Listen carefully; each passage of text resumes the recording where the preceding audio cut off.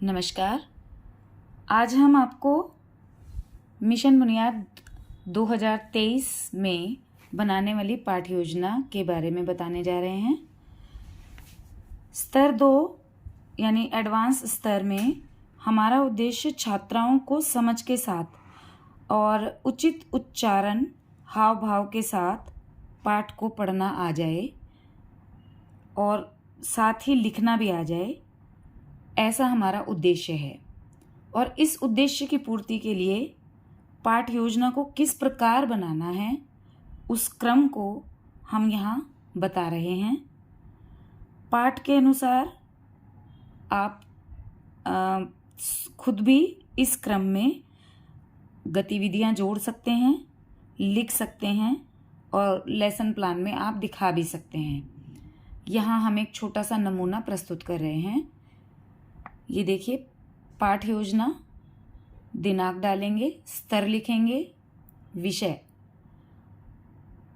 प्रथम दिवस यानी जो एक लेसन है हमारा वो 2 दिन चलना है, तो इसलिए प्रथम दिवस में क्या होना है, शीर्षक और चित्र दिखाकर पहले बच्चों के साथ आप गपशप कर लीजिए थोड़ी सी 3 से 4 मिनट। उसके बाद आप बच्चे को चित्र दिखाकर कल्पना शक्ति का विकास करवाने के लिए और बच्चा जो है बोलना सीखे, क्लास में झिझके नहीं, इसलिए ये एक्टिविटी कराई जाएगी। और उसे अनुमान लगाने के लिए कहेंगे कि कहानी में क्या हुआ होगा, ऐसा सोचकर बताओ। फिर मौन वाचन, क्योंकि स्तर 2 के बच्चे हैं, पाठ को पढ़ना जानते हैं। छात्राओं को मन ही मन में आप जो भी कहानी है, जैसे हमारी पिछली बार सोनल चिड़िया कहानी थी एक, तो आप सोनल चिड़िया कहानी पढ़ने को कहेंगे। तत्पश्चात जब बच्चे मौन वाचन कर लेंगे तो शिक्षिका उस पाठ को स्वयं पढ़ के हाव भाव के साथ पढ़ करके दिखाएगी। उसमें उतार चढ़ाव जो भी आता है वो करेंगी अध्यापिका, और उसके बाद पाठ को छात्रा द्वारा पढ़ने के लिए कहेंगे। ठीक हाव भाव, गति, विराम चिन्ह और पठन त्रुटियों को दूर भी इसी दौरान करने की प्रयास करेंगे।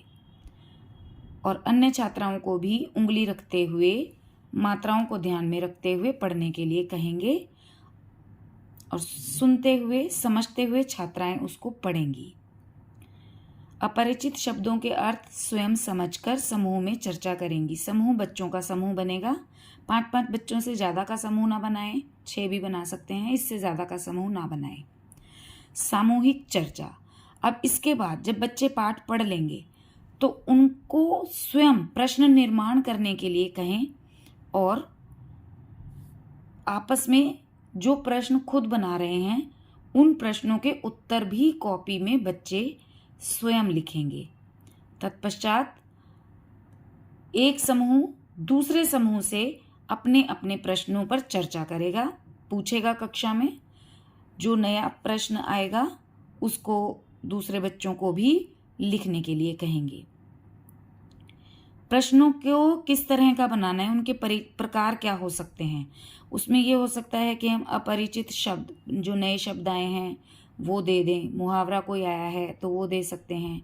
अंदाज़ा लगाने वाले प्रश्न, जैसे मान लीजिए पाठ में आया है कोयल, तो आप अंदाज़ा लगाने को कह सकते हैं कोयल का रंग कैसा होता होगा, कोयल कितनी बड़ी होती होगी, कोयल क्या खाती होगी, ये अंदाजे वाले प्रश्न होते हैं। राय देने वाले प्रश्न, जैसे अगर आप इसकी जगह होते तो आप क्या करते। निर्णय लेने वाले प्रश्न, इसी तरह के प्रश्न ये भी होते हैं कि आप क्या करते। कहानी का संक्षिप्तीकरण, यानी आप इसमें क्रम पूछ सकते हैं कि पहले पाठ में क्या हुआ, फिर क्या हुआ, फिर क्या हुआ। ये प्रश्न अध्यापिका भी बना करके पूछ सकती है बच्चों से और लिखवाया जा सकता है। ये हमारे प्रथम दिवस की योजना रहेगी और इसमें हम बच्चों को अगले दिन रोल प्ले की तैयारी करके आने के लिए कहेंगे।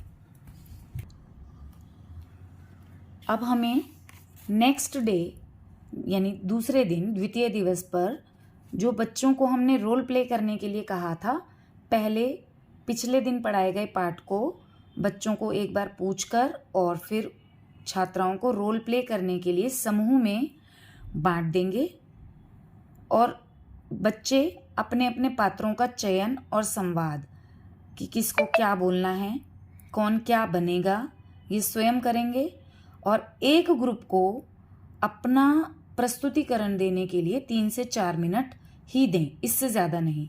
और ये भी हो सकता है कि आप एक पाठ में 2 ही ग्रुप को रोल प्ले करने की अनुमति दें, फिर बाकी के जो ग्रुप हैं उनको किसी और पाठ में आप इन्वॉल्व कर सकते हैं।